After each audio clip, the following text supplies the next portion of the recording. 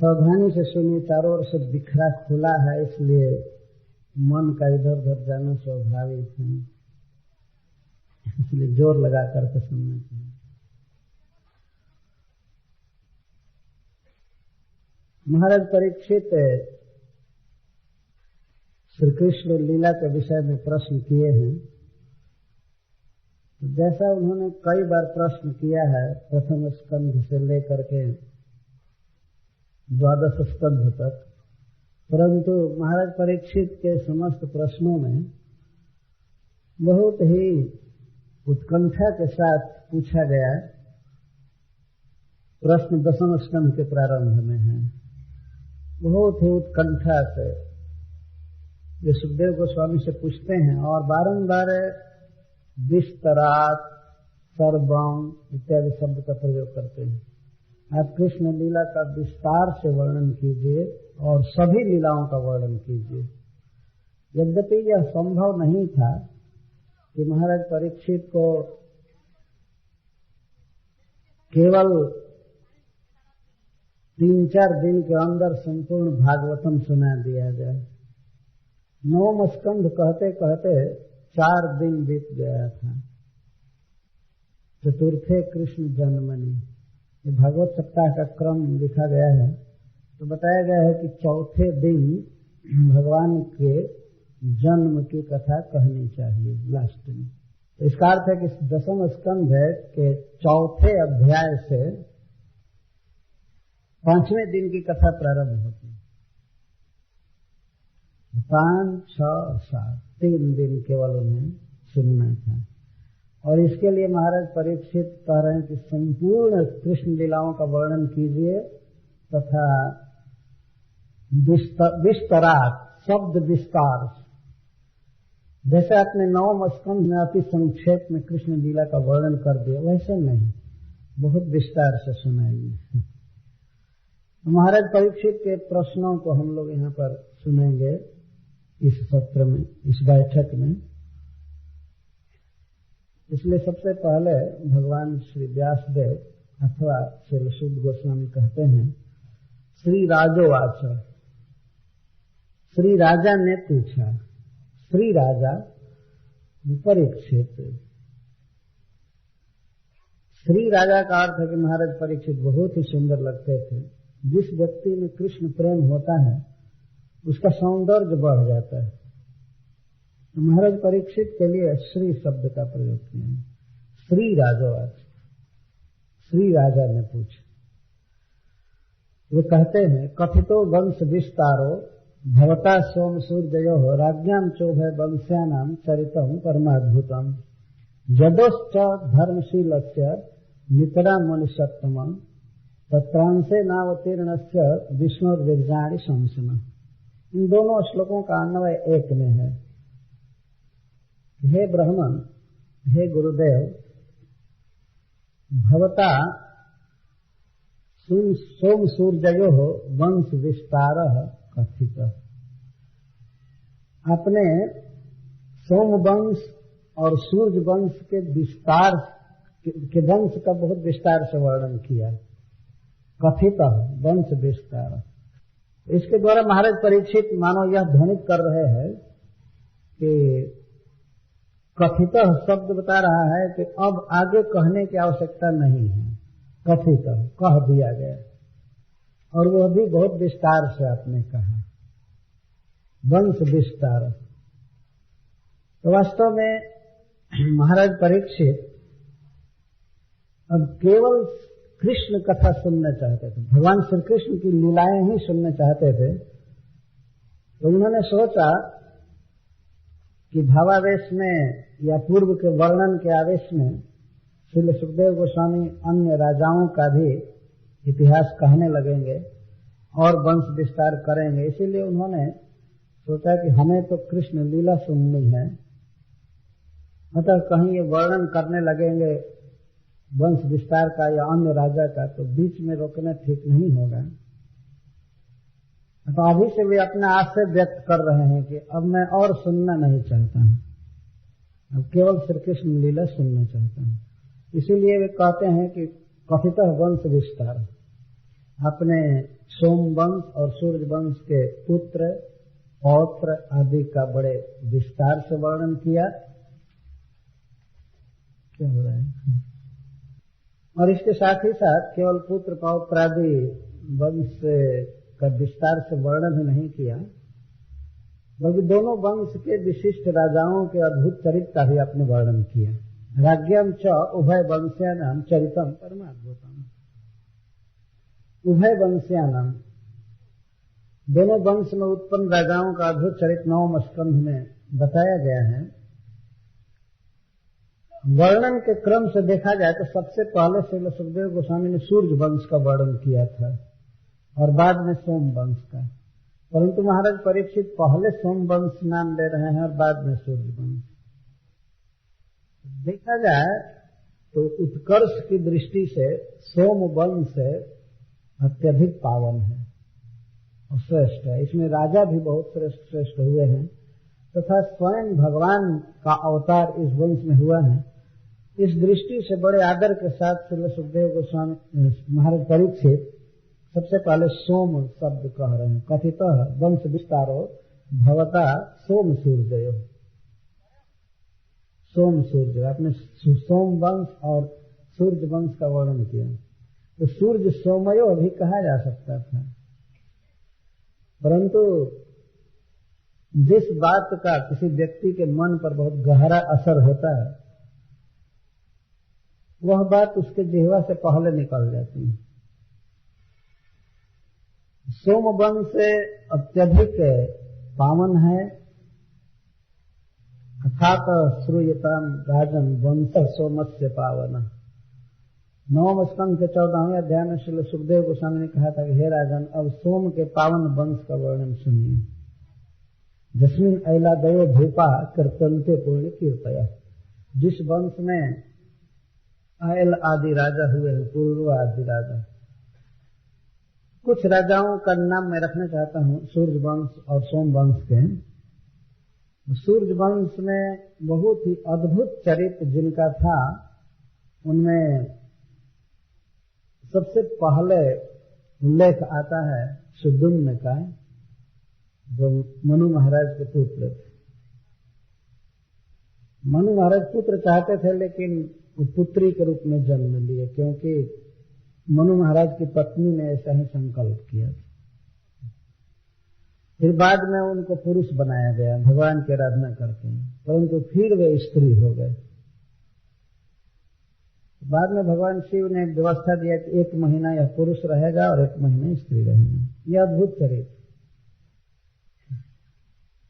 और उसके बाद बहुत सा अद्भुत चरित्र है, परंतु अम्बरीश महाराज का इतिहास एक अद्भुत है कि दुरत्य ब्रह्म तेज भी उनका कुछ भी नहीं बिगाड़ सका, बल्कि भगवान के सुदर्शन चक्र में दुर्वासा की ही हालत बिगाड़ दी। इतने बड़े भक्त हुए अम्बरीश महाराज। आगे चल करके सगर महाराज इस वंश में हुए, जिनके पुत्र पौत्र की कथा बहुत प्रसिद्ध है। जिनके वंश में हुए भगीरथ जी ने इस पृथ्वी पर गंगा जी की धारा को लाया। तो गंगा जी ब्रह्मलोक में सीमित थी, परंतु प्रथम बार भगीरथ जी ने इस पृथ्वी पर लाया। यह एक अद्भुत चरित्र। और इसी वंश में पुरुकुत्स ये इंद्रवाह हुए, जिनके लिए इंद्र बैल बने थे और उस पर चढ़ करके इंद्रवाह महाराज दैत्यों का वध किए थे, स्वर्ग की रक्षा किए थे। और खटवांग महाराज इसी वंश में हुए, जिन्होंने बहुत शीघ्र ही भगवान का स्मरण करके भगवान का धाम प्राप्त किया था, थोड़े समय में।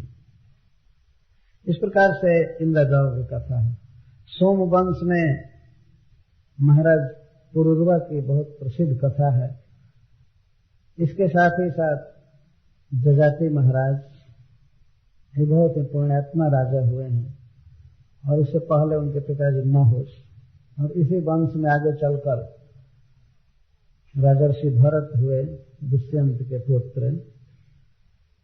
और रंती देव महाराज का जस बहुत गाया जाता है, वे सोम वंश में उत्पन्न हुए। और बाद में फिर वसुदेव जी जैसे महान पुरुष इस वंश में हुए, और युधिष्ठिर महाराज आदि। अंत में इस वंश को सब तरह से अलंकृत किया श्री भगवान ने प्रकट होकर।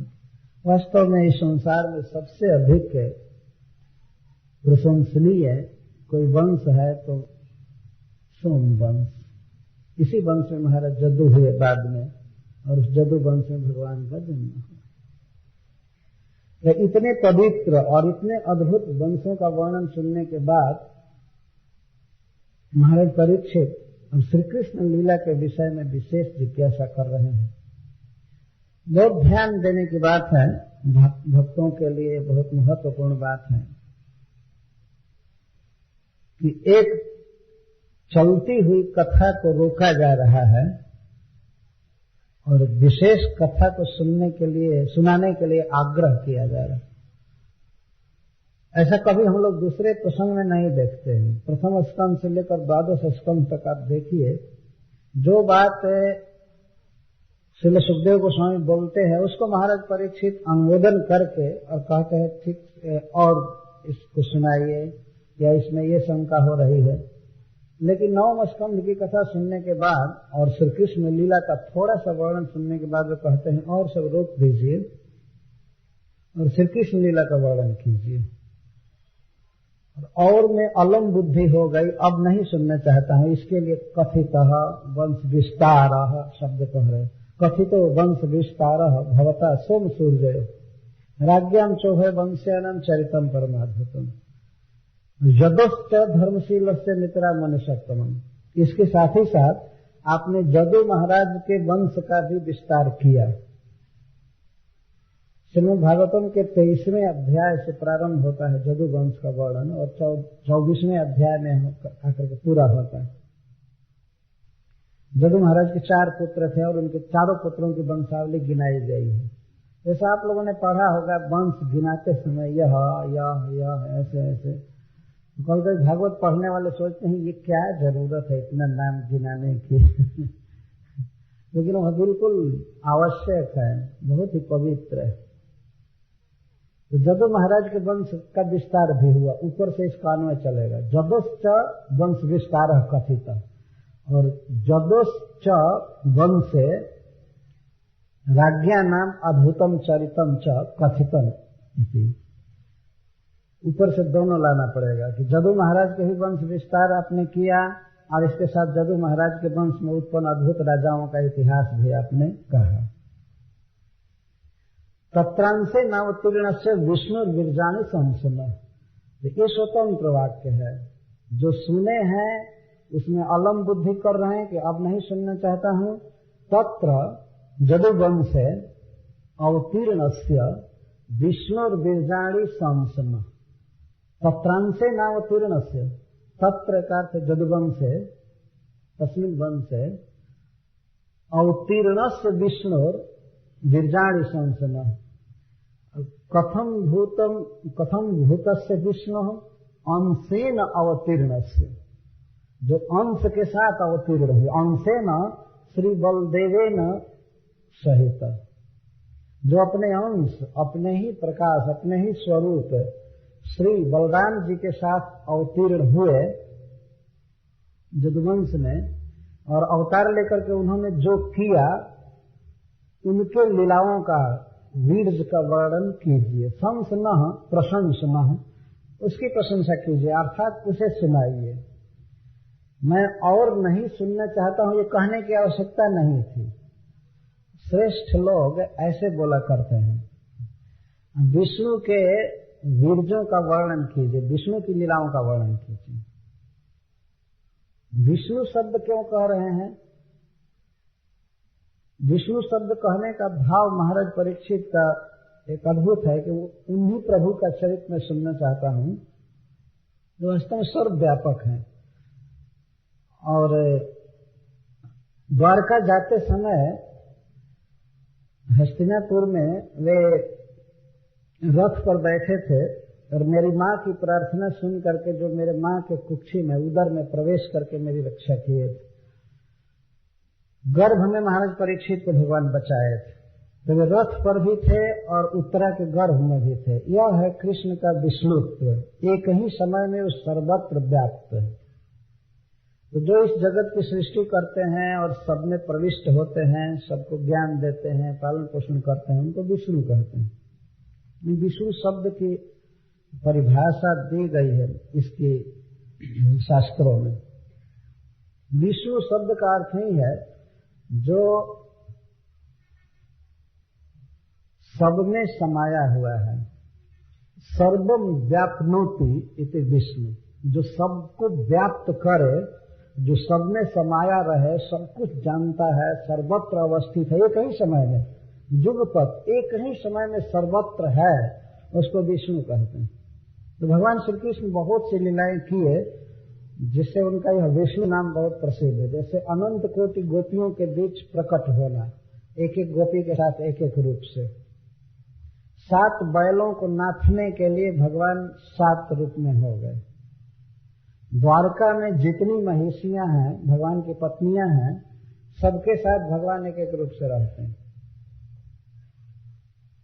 और ब्रज में जितने सखा थे, जितने गोप वत्स थे, जितने बछड़े थे, जितने गोप शिशु थे, और उनके दंडे, उनके गमछा, जूता आदि सब कुछ ये विष्णुमय हो गए, सब कुछ भगवान हो गए। इसलिए ब्रज में श्री कृष्ण का एक विष्णु नाम भी बहुत प्रसिद्ध है। महाराज परीक्षित विष्णु के वीर्य को सुनना चाहते हैं। वीर्य का अर्थ है वीरता, अर्थात भगवान की लीलाएं, स्वाभाविक जो सत्य लीलाएं हैं उनको सुनना चाहते हैं। अवतीर्णस्य विष्णु, विष्णु का एक विशेषण बता रहे हैं अवतीर्ण। अवतीर्ण, अवतीर्ण का अर्थ होता है ऊंचे स्थान से उतरा हुआ, नीचे आया। अपने गोलोक नामक धाम से परम पुरुष भगवान श्री कृष्ण इस प्राकृत प्रपंच में, गुणमय जगत में अवतीर्ण होते हैं, आते हैं, तो इसको अवतार कहा जाता है। भगवान जब भी अप्राकृत जगत से, दिव्य लोक से इस जगत में आते हैं तो उनके इस आने के लीला को अवतार कहा जाता है, अवतीर्ण। इसके द्वारा भगवान की कृपा का वर्णन किया जा रहा है। कितने वत्सल हैं जीवों के प्रति और विशेषकर भक्तों के प्रति। जब भगवान यहाँ आते हैं तो ये नहीं समझना चाहिए कि भगवान हम ही लोग जैसे यहाँ फजीहत में पड़ जाते हैं, कोई दुख होता है उनको। भगवान ट्रांसजेंडर है सब समय, परंतु फिर भी जरा विचार कीजिए, अपने वैकुंठ धाम को छोड़ करके यहाँ आना, भगवान की करुणा कहीं द्योतक। भगवान यहाँ आते हैं तो कोई एंजॉय करने के लिए नहीं, ऐसा नहीं समझना चाहिए कि कोई बाकी रह जाता है उनका भोग। जो वैकुंठ में सुख नहीं मिलता है तो सोचते हैं कि चलें अब जरा पृथ्वी पर भोगें, ये करें। यहाँ भगवान के भोगने के लिए कुछ है ही नहीं। भगवान क्या भोगेंगे? इसीलिए जब वे आते हैं तो अपने ही लोक के परिकरों को लेकर के आते हैं और उन्हीं के साथ वे खेलते हैं और सब करते हैं। हाँ, एक काम जरूर करते हैं, यहाँ पर जितने बदमाश लोग होते हैं खल, उनको मारकर ठीक कर देते हैं। और ठीक है करता, ऐसा नहीं कि उनके द्रोही बन करके आते हैं, उनको मार करके अपने धाम में भेज देते हैं। देखते हैं कि यहाँ सब डिस्टर्ब कर रहे हैं, यहाँ रहने लायक नहीं है, तो हतारी गतिदायक, श्री कृष्ण को हतारी गतिदायक कहा गया। बाह्य भाव से देखा जाए तो किसी को अपना शत्रु समझकर कृष्ण मारते हैं, उसका वध करते हैं, परंतु वध नहीं करते हैं। वास्तव में प्राकृत कर्म बंधन छुड़ा करके, प्राकृत देह का बंधन छुड़ाकर मन अपना पार्षद बना लेते हैं, अपने धाम में भेज देते हैं।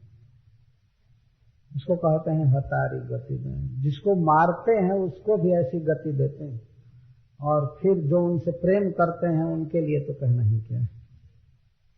ऐसे महाराज परीक्षित यहाँ पर अवतीर्ण शब्द बोल रहे हैं। भगवान उतर करके जो किए वो हमको सुनाइए। तत्रांशे नावतीर्ण से विष्णु विरजाणी संसना, अंशेन अवतीर्ण से श्री बलदेवेन सह अवतीर्णस्य। श्री बलराम भी भगवान के साथ नित्य लोक में रहते हैं, गोलोक में। वहां से दोनों भाई अवतार लिए इस जगत में। ये जगत में बहुत सी लीलाएं भगवान ने किया बलराम जी के साथ। तो सबसे पहली जिज्ञासा परीक्षित महाराज की हो रही है कि श्री बलराम के साथ जो श्री कृष्ण ने किया है उन लीलाओं को मैं विशेष रूप से सुनना चाहता हूँ। अंसेन अवतीर्ण विष्णु गिरजाणी संसना, और उसी को फिर से पूछ रहे हैं।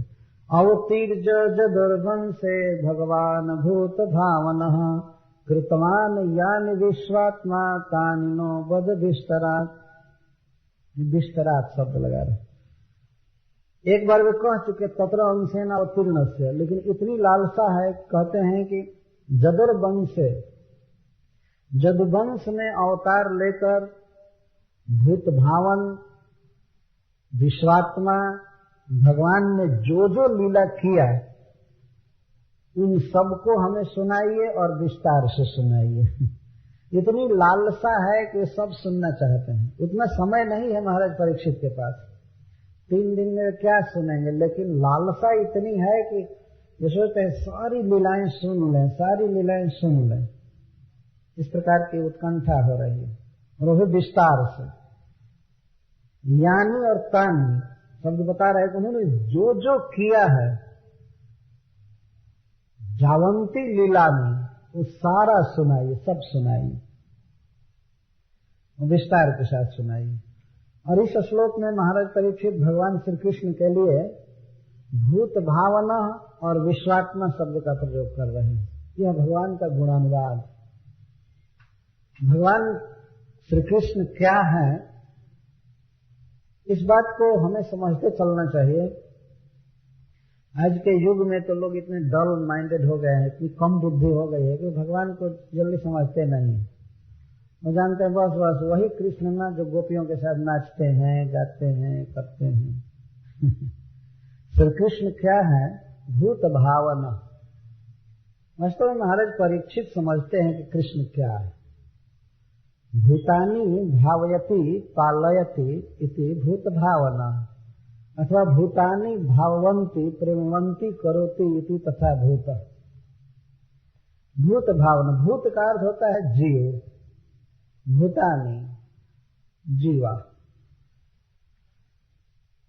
जीवान, जीवों को भगवान जन्म देते हैं, उनको शरीर देते हैं, और इसके साथ शरीर से भोगे जाने वाले सभी पदार्थों को वही देते हैं। हम लोग इस बात को आसानी से समझ सकते हैं। इस जगत में जब हम जन्म लेते हैं तो क्या कोई भी व्यक्ति अपने पालन पोषण के लिए अपने साथ कोई सामान लेकर के जन्म लेता है? कोई वस्तु अपने साथ नहीं लेता है। और जन्म लेने के बाद तो अनेक वस्तुओं की आवश्यकता पड़ जाती है, खाने के लिए, सोने के लिए, बैठने के लिए, पहनने के लिए, सवारी चलने के लिए। अब देख ही रहे एक व्यक्ति के पालन पोषण के लिए कितने कितने सामान की जरूरत है। केवल आवास के लिए ही कितने घर की जरूरत होती है। बैठने के लिए आसन चाहिए, आवास चाहिए, कुर्सी चाहिए, बेंच चाहिए, घर चाहिए। घर बनाने में जो सामान लगता है, सीमेंट, ईंट, पत्थर, काष्ठ, प्लास्टिक, शीशा, इसमें से हम कुछ भी लेकर नहीं आते, और जाएंगे भी तो कुछ लेकर नहीं जाएंगे।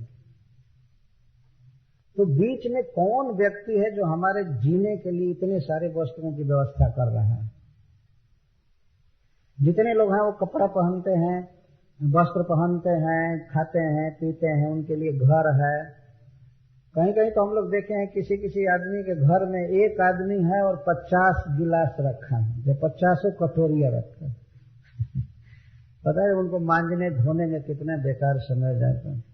इसीलिए पहले के महात्मा लोग करपात्री हो जाते थे, हाथ पर ही खा लेते थे। दोनों हाथों को जोड़िए तो एक पात्र बन जाता है, तो इसी में पानी पी लेते थे, इसी में खा लेते थे, और कोई साथ में कटोरी गिलास लोटा नहीं रखते थे, कुछ भी नहीं। सुखदेव गोस्वामी तो कौपीन तक नहीं पहनते थे।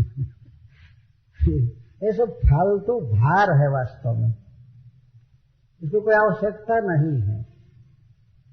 लेकिन कुछ लोग तो समझते हैं हाय हाय मैं इसके बिना जी ही नहीं सकता हूँ, इसके बिना जो कुछ भी हो, चाहे आवश्यकता हो या न हो।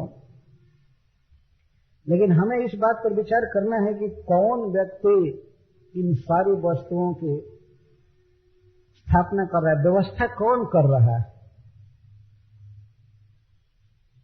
इस समय मनुष्य इस विश्व में 6 अरब से भी अधिक हैं। 6 अरब मनुष्यों के लिए आप जोड़िए कितने कपड़े की जरूरत पड़ेगी, कितना बर्तन चाहिए, कितना जूता चाहिए, कितना घर, कितना कार। और 6 अरब में से किसी एक से भी पूछिए कि तुम अपने साथ एक टुकड़ा भी लाए थे कुछ, जब मैंने अपने बैठने के लिए आसन लाए होते, या पानी पीने के लिए एक गिलास लाए होते या पहनने के लिए एक चड्डी भी लाए होते अपने साथ, कुछ नहीं लाए। सबका पालन हो रहा है। ओम पूर्णमदः पूर्णमिदं पालन हो रहा है। ये तो मनुष्यों की बात कह रहा है। इसके साथ बहुत बहुत दूसरे जीव हैं, जैसे जलचर जीव हैं और थलचर हैं। थलचर में भी गाय, भैंस, कीट पतंग बहुत से है, फिर पक्षी हैं थलचर में भी, और उसमें भी अचर जाति जो वृक्ष आदि हैं। इन सब के लिए भोजन चाहिए, सब कुछ चाहिए। कौन कर रहा है? उपनिषद कहता है एको बहुनाम जो विदधाति कामान। वास्तव में भगवान एक है, लेकिन अनंत कोटि जीवों की आवश्यकता को पूरा कर रहे हैं। वही जन्म दिए हैं और वही पालन कर रहे हैं। इसलिए भगवान श्री कृष्ण का एक नाम है भूत भावन, जीवों का पालक। और हम तो स्वयं भावन नहीं हैं। कोई व्यक्ति अकेले अपना पालन भी नहीं कर सकता, दूसरे के पालन करने की बात तो छोड़ दीजिए। एक व्यक्ति की बात ये भी छोड़ने लायक है, सारे लोग मिल करके, ये 6 अरब व्यक्ति मिल करके एक व्यक्ति का पालन नहीं कर सकते। यह सिद्धांत है।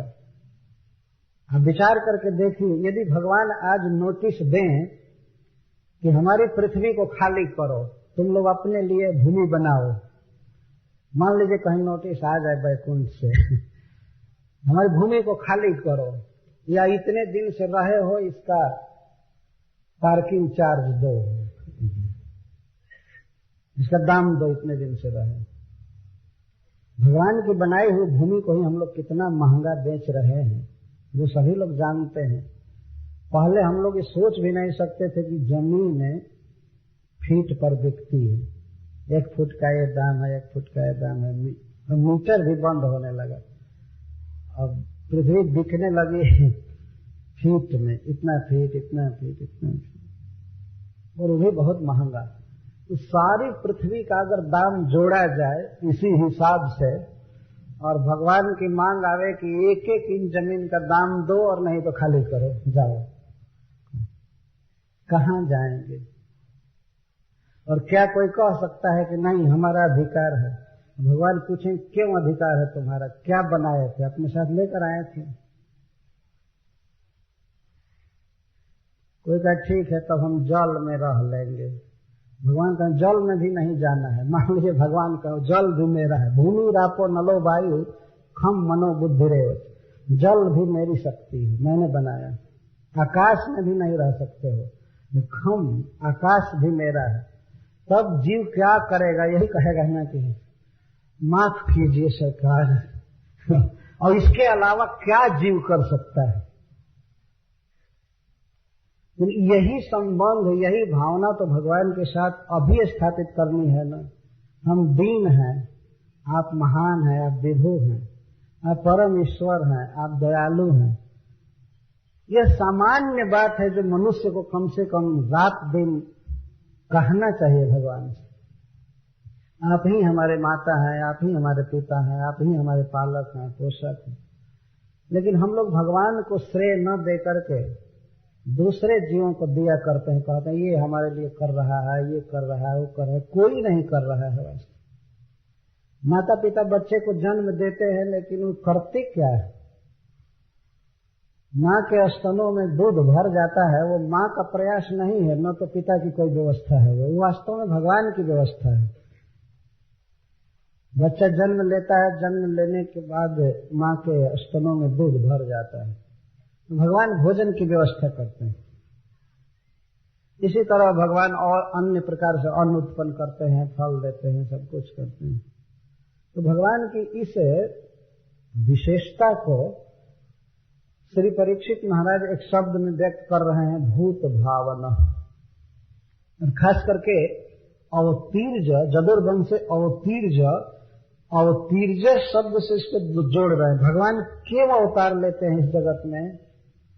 क्यों अवतार लेते हैं? क्योंकि वे जीवन के पालक हैं।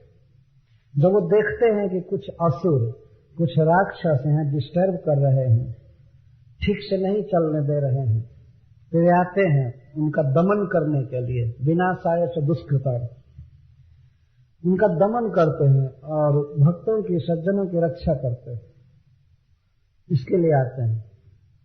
और श्रील सनातन गोस्वामी पाद जी एक अर्थ करते हैं, भूतानी जीवान भाववंती प्रेमवंती करोति इति तथा होता। इस जगत में भगवान आते हैं, उनका एक प्रयास होता है कि वे जीवों को भाव से युक्त करते हैं। भाव का अर्थ कृष्ण भावना। ऐसे जो भी यहाँ जन्म लिया है, ईश्वर से प्रेम नहीं रहता, ईश्वर की जानकारी ही नहीं रहती, प्रेम क्या करेगा?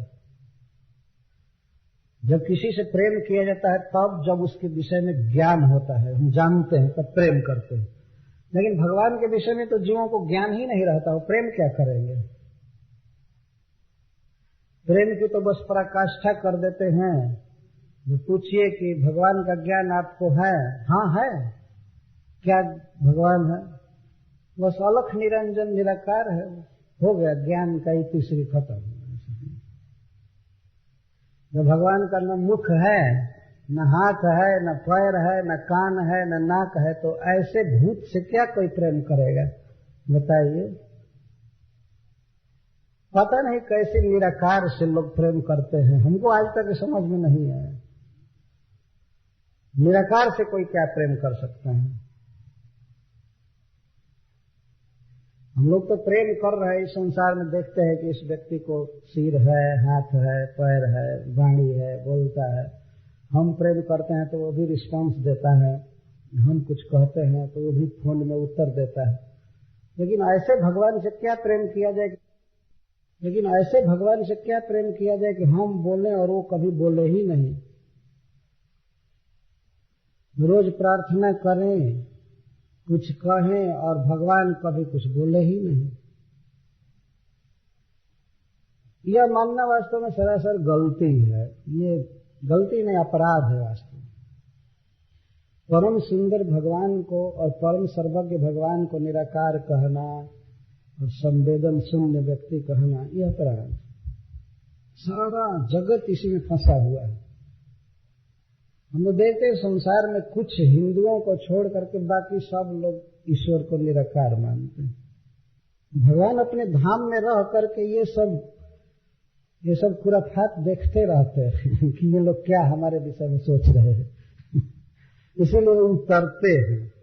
जब इस जगत में भगवान के विषय में बहुत गलत प्रचार होने लगता है, कुछ लोग तो कहते हैं कि भगवान रहा था, शुरू में जगत को बनाया, लेकिन धीरे धीरे जैसे जैसे समय बीतता गया, अब लगता है कि वो वृद्ध होकर के मर गया, अब है नहीं।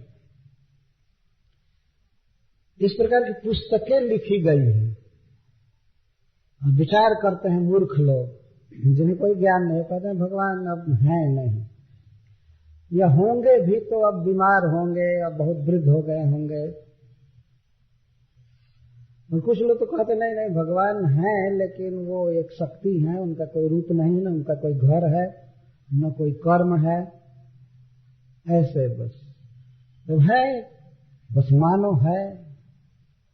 कैसा है ये वर्णन नहीं किया जा सकता, बस है। अस्ति कथम भूत अस्ति, कुछ नहीं, ऐसे वर्णन करते हैं। और कुछ लोग तो यहाँ तक लिखे हैं, पुस्तक लिखे हैं कि भगवान है लेकिन वो यहाँ आने में बहुत डर रहे हैं कि यहाँ आने पर उनको लोग मारेंगे कि दुनिया को ऐसा क्यों बनाया, यहाँ पर किसी को धनी बना दिया, किसी को गरीब बना दिया, कहीं बहुत दुख बना दिया, कहीं कुछ बनाया। तो इसीलिए लोग आने पर कंप्लेन करेंगे और भगवान को मारेंगे कि कैसा क्यों बनाया, शायद इसीलिए वो नहीं आते। लेकिन जो कुछ भी हो, नाना प्रकार की गलत धारणा ईश्वर के विषय में जब हो जाती है, भगवान के विषय में होती है, तब भगवान यहाँ आते हैं दिखाने के लिए कि मैं कैसा हूं। तो उनको देख करके लोग समझ जाते हैं वो भगवान इतना सुंदर व्यक्ति है, और सुंदरता के साथ साथ अनंत बल भगवान में होता है। कोई भी व्यक्ति भगवान को चैलेंज करके टिक नहीं सका उनके सामने। जितने भी जरासंध, कंस, दंतवक्र, शिशुपाल आदि जो भी आए वे क्षण भर में समाप्त कर दिए गए। इसको कहते हैं भगवान। भगवान आते हैं तो अपना बल प्रकट करते हैं, अपना सौंदर्य प्रकट करते हैं, अपना ज्ञान प्रकट करते हैं, जैसे भगवत गीता को उन्होंने प्रकट किया। जब भगवान बोलते हैं इस संसार में तो विश्व के समस्त ऋषि मुनि जुटते हैं उसे सुनने के लिए। ऐसा महाभारत में वर्णन किया गया, भागवत में वर्णन किया गया, क्योंकि भगवान से बड़ा वक्ता कौन हो सकता है। तो प्रभु आकर के अपने गुणों को प्रकट करते हैं, भक्त वात्सल्य आदि गुणों को प्रकट करते हैं। इसलिए भूत भावना शब्द और तीर्ज शब्द के साथ जुड़ा हुआ है। क्यों भगवान आते हैं? क्योंकि भगवान जीवों के जन्मदाता हैं, पालक हैं, और उन्हें प्रेम देते हैं, भाव देते हैं। इसके साथ ही साथ भगवान के एक और श्रेष्ठ गुण का वर्णन किया जा रहा है, विश्वात्मा। विश्वात्मा का अर्थ होता है विश्व के समस्त जीवों के अंतर्यामी। भगवान सबको जन्म दिए हैं, सबका पालन करते हैं, इसके साथ ही साथ सब कुछ सबके विषय में जानते हैं।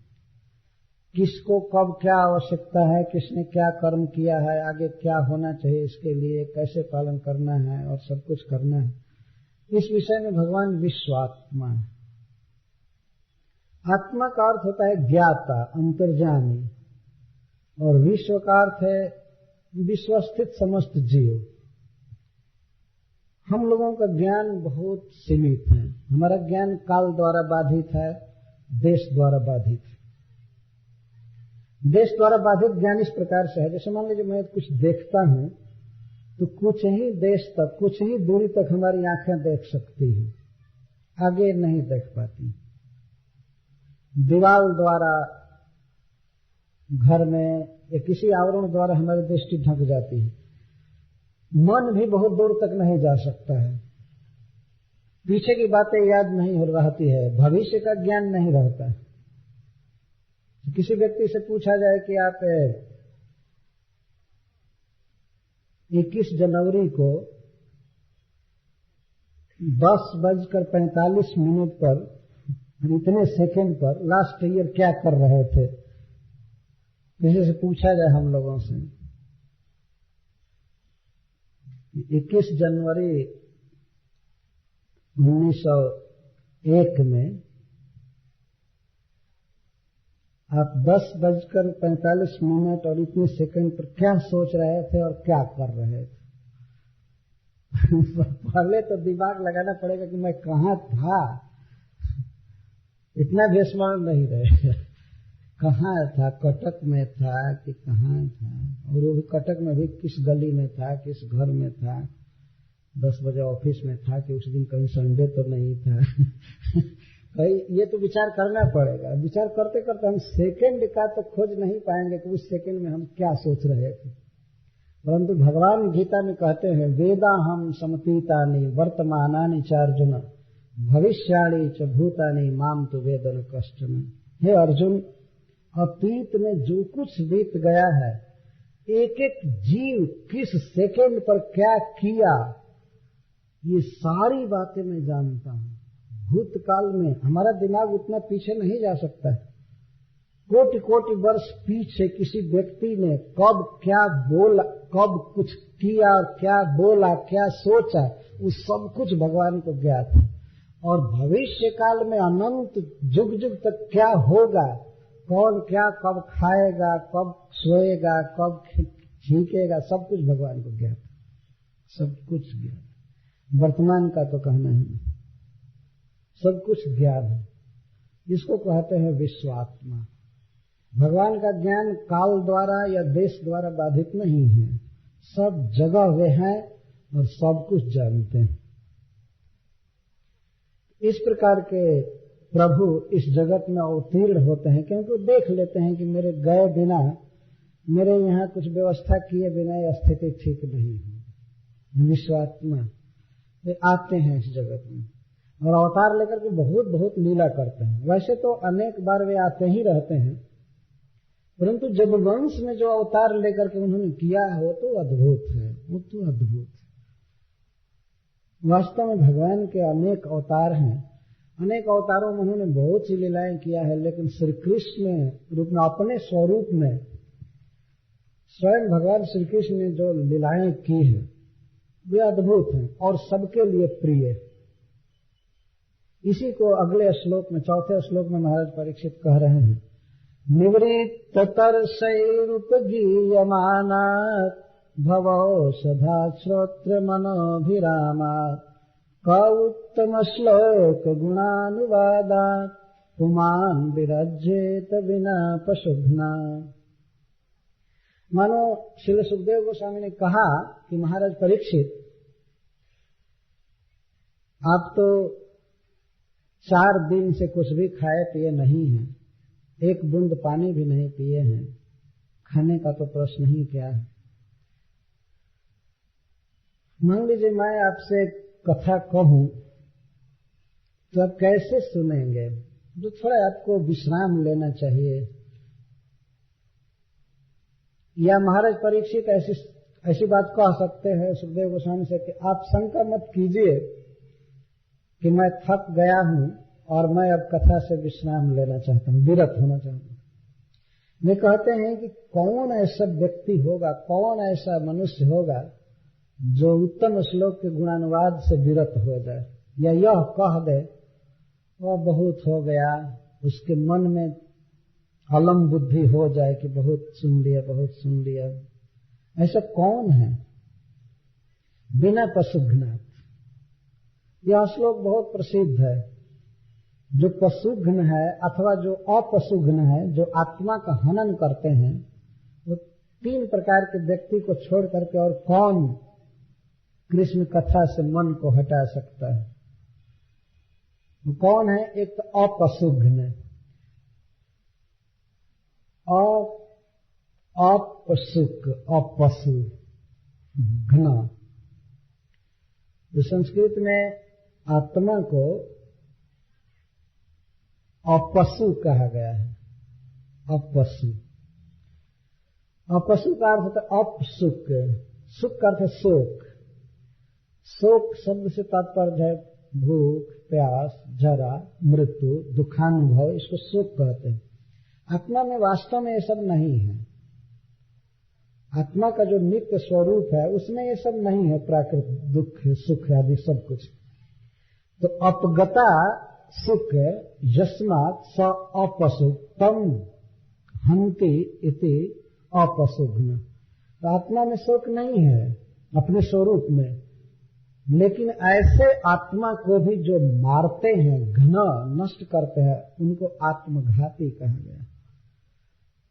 आत्मा का सुख है भगवान कृष्ण का भजन, तो भगवान श्री कृष्ण का नाम जपना, उनको प्रणाम करना, उनका प्रसाद खाना, सुनना, अर्चना करना, यह सब आत्मा को सुख देने के लिए वास्तव में आत्मा के सब श्रृंगार है। लेकिन जो लोग भगवान की भक्ति नहीं करते हैं उनको आत्मा का हनन करने वाला कहा गया, आत्मघाती कहा गया। यदि आत्मा का वध नहीं किया जा सकता है, आत्मा को दुख वास्तविक स्वरूप में नहीं है, फिर भी वर्तमान समय में आत्मा का हनन करना तब कहा जाता है जब व्यक्ति श्री कृष्ण से आत्मा को जोड़ता नहीं है, जब भगवान का नाम आदि कुछ नहीं बोलता। ऐसे व्यक्ति को आत्मघाती कहते हैं। तो आत्मघाती को छोड़ करके कौन ऐसा होगा जो कृष्ण कथा से विरत हो जाएगा? एक तो अर्थ ये है, और दूसरा अर्थ है पशुघ्न। पशुघ्न के दो अर्थ हैं। एक तो यज्ञ में पशु की हत्या करने वाला जो केवल कर्मकांड में विश्वास रखता है, मैं कुछ कर्म करूंगा तो मुझको स्वर्ग मिलेगा, स्वर्ग सुख के लिए जो लालायित रहता है, और दिव्य सुख के प्रति जिसका कोई ज्ञान ही नहीं रहता है, तो यज्ञ करता है, कर्मकांड करता है, उसमें पशु का वध करके डालता है। तो ऐसा पशुघाती हो सकता है कृष्ण कथा न सुने। और दूसरा पशुघ्न है बूचर, कसाई, जो पशु को मारना बेचना यही जिसका काम है। तो हो सकता है कि ऐसे लोग कृष्ण कथा न सुने, विरत हो सकते हैं। तो आत्मघाती अथवा पशुघाती के अतिरिक्त और कोई भी ऐसा नहीं है जो कृष्ण कथा सुन करके और उससे अपने मन को विरत करे, विरक्त हो जाए कृष्ण कथा से। कृष्ण कथा की 3 विशेषता महाराज परीक्षित बता रहे हैं, ध्यान से सुनना चाहिए। पहली विशेषता बता रहे हैं निवृत्त तरसै उपगीयमानात्, और दूसरी विशेषता भवौषधात्, और तीसरी विशेषता श्रोत्र मनोभिरामात्। ये 3 विशेषता बता रहे हैं। श्रीपाद श्रीधर स्वामी इस पर अर्थ करते हुए कहते हैं मुक्त, बद्ध और विषयी। मुक्त, मुमुक्षु और विषय, ये 3 प्रकार के मनुष्य हैं इस संसार में। तो तीनों के लिए कृष्ण कथा प्रिय है, तीनों सुन सकते हैं। चाहे कितना घोर से घोर विषयी हो वो भी सुन सकता है, उसके लिए कृष्ण कथा प्रिय है। और जो संसार बंधन से छूटना चाहते हैं, जो काम, क्रोध, लोभ, मद, मोह, मत्सर आदि से मुक्त होना चाहते हैं, जिनको मुमुक्षु कहा गया है, उनके लिए भी कृष्ण कथा बहुत ही उपादेय है। और जो मुक्त हैं, जिन्हें संसार के किसी भी विषय में कोई राग नहीं है, जिन्हें कुछ भी नहीं चाहिए, उनके लिए तो कृष्ण कथा सबसे प्रिय वस्तु है। तो उसको ये बता रहे हैं निवृत्त तरसै उपगीयमानात्, जिनकी तरसा, जिनकी विषय लिप्सा, विषय तृष्णा निवृत्त हो चुकी है, उन लोगों के द्वारा कृष्ण कथा उपगीयमानात्, उप आधिक्येन गीयमानात्, वे लोग सदा श्री कृष्ण कथा में ही लगे रहते हैं। संसार का और रूप उनको खींच नहीं पाता है, और शब्द नहीं खींच पाता, कहीं कोई आकर्षण नहीं है, न तो खाने की, न तो छूने की वस्तु में, न देखने की वस्तु में, न सुनने की वस्तु में। इस लोक से लेकर के ब्रह्मलोक तक के जितने भी सुख हैं, जितने भी भोग हैं, खास करके स्त्रियां और भी अमृत पीने के लिए या विमान, ये सब भोग जिनको स्वप्न में भी आकर्षित नहीं कर पाते हैं, उनको निवृत्त तरस कहते हैं। जिनकी तृष्णा निवृत्त हो चुकी है, कभी नहीं। और विषयों की जो लालसा है मनुष्यों में, वह बिल्कुल प्यास की तरह है, जो पिपासा कहते, तरसा, तरसा है। जिस दिन शायद कल ही ना ये क्रिकेट होने वाला है, देखिए कैसी प्यास है देखने वालों की, इसको तरस कहते हैं। धक्का कर करके, धक्का सहसा करके टिकट लेते हैं, और क्या देखते हैं, उसको देखने से लाभ क्या है, कुछ नहीं। परंतु फिर भी तृष्णा ऐसी है देखने के लिए, आंखें देखना चाहती है, और देखने के अनुसार मन कुछ संकल्प विकल्प करता है, ये हार गया, ये जीत गया, ये हो गया, उससे कुछ भी नहीं बिगड़ा बना। लेकिन पूरे देश के लोग कुछ सोचने लगते हैं, अगर विरुद्ध पक्ष हुआ तो, विरुद्ध बात हुई तो, और अनुकूल हुई तो हर्षित होते हैं। इस प्रकार से संसार अज्ञान में पड़ा हुआ है। एक मैं नमूना बोल रहा हूं, क्योंकि लास्ट ईयर भी हम लोग वहीं थे जब ये कथा चल रही थी, और इस वर्ष भी सुना इस बात को। तो इसी तरह से अभिनेत्रियों को देखने की तृष्णा होती है, कोई अभिनेत्री सिनेमा का एक्ट्रेस आ जाए तो उसको देखने के लिए भीड़। अच्छा, खाने के लिए होटल सब भरे हुए हैं, घर पर भोजन बना करके संतोष नहीं कर सकते। तो पहले के लोग बाहर बिल्कुल नहीं खाते थे, घर पर अपनी धर्मपत्नी है या बेटी है, बहन है, माँ है, इनके हाथ से बनाए हुए भोजन अमृत माना जाता है। तो जो कुछ भी बनाया गया खा लिया, संतुष्ट रहा। लेकिन आज के लोग तो घर से खा करके निकले और 2 घंटे में ही फिर बकरी जैसा कुछ न कुछ लाओ खाने के लिए, इधर खा इधर खा इधर खा, और भोजन बनाने में आलसी हो गए। भोजन बनाना नहीं चाहते, फास्ट फूड चाहते। फास्ट फूड, भ्रष्ट फूड सब होते हैं। जो भोजन मान लीजिए कोई व्यक्ति अपने माँ के हाथ से खा रहा है या अपने पत्नी के हाथ से या अपने बेटी के हाथ से, तो उस भोजन में कुछ दूसरा रस बनता है जो स्वस्थ रखता है व्यक्ति को और शुभ विचार आते हैं। लेकिन होटल में खाने वाले का दिमाग भ्रष्ट हो जाएगा। जैसा भोजन होता है वैसा ही मन बनता है। तो मैं ये कह रहा था, देखिए खाने की कितनी तृष्णा है। खाने की इतनी तृष्णा है कि कभी कभी लोग भोजन पाते ही, देखते ही खाना चालू कर देते। जैसे पशु को कोई भोजन डाल दीजिए तो वो अब ये विचार नहीं करेंगे किसने दिया है, थोड़ा भगवान को प्रणाम कर लें, भगवान को अर्पित कर लें, कम से कम याद तो कर लें कि भगवान ने दिया है। नहीं, कुछ नहीं, बस सीधे खाना चालू। शहरों में एक सिस्टम चल गया है, उसको बफेट सिस्टम कहते हैं। एक भक्त है, कहते हैं बुफलो सिस्टम, भैंस सिस्टम है। खड़ा खड़ा अपना लेकर के खड़ा खड़ा खाते रहो, और खड़ा खड़ा तो मूत्र त्याग कर ही रहे हैं, खड़ा शौच कर ही रहे, अब खाना क्यों बैठ करके करे, तो सब खड़ा ही कर लिया जाए। ऐसे ही देखते रहो, खड़ा खड़ा खाते हैं और इसको विकास मानते हैं। हम लोग विकसित व्यक्ति हैं, खड़े खड़े थे। जो कुछ वो खाने में लालसा बढ़ गई है, देखने की, छूने की, नाना प्रकार से, और सुनने की बढ़ी हुई है तृष्णा।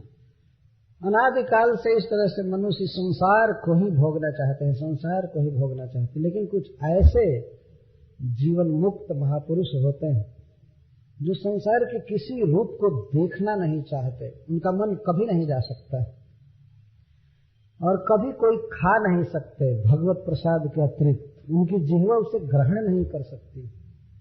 ऐसे होते हैं, नासिका से वो सूंघ नहीं सकते दूसरी वस्तुओं को, तो उनको निवृत्त तरस कहा गया है। पर जो संसार के भोगों में मन नहीं लगाते हैं, जो मुक्त हैं, वे लोग भी रात दिन भगवान कृष्ण की कथा के लिए ललायित रहते हैं। निवृत्त तरस है। और उपगीयमान, उपगीयमान मतलब इसका अर्थ है सर्वोपरि मत्वेन मन्यमाना। कृष्ण कथा को ही अपने जीवन का सबसे बड़ा पुरुषार्थ मानते हैं और जो भोग उनको प्राप्त हो सकते हैं उसकी लालसा नहीं रहती है, न स्वर्ग की, न इस पृथ्वी की, न मुक्ति की कोई लालसा नहीं। जिन्हें मुक्ति की भी वासना नहीं है उनको निवृत्त तरस कहते हैं। तो इस तरह से जो आत्माराम है, पूर्ण काम है,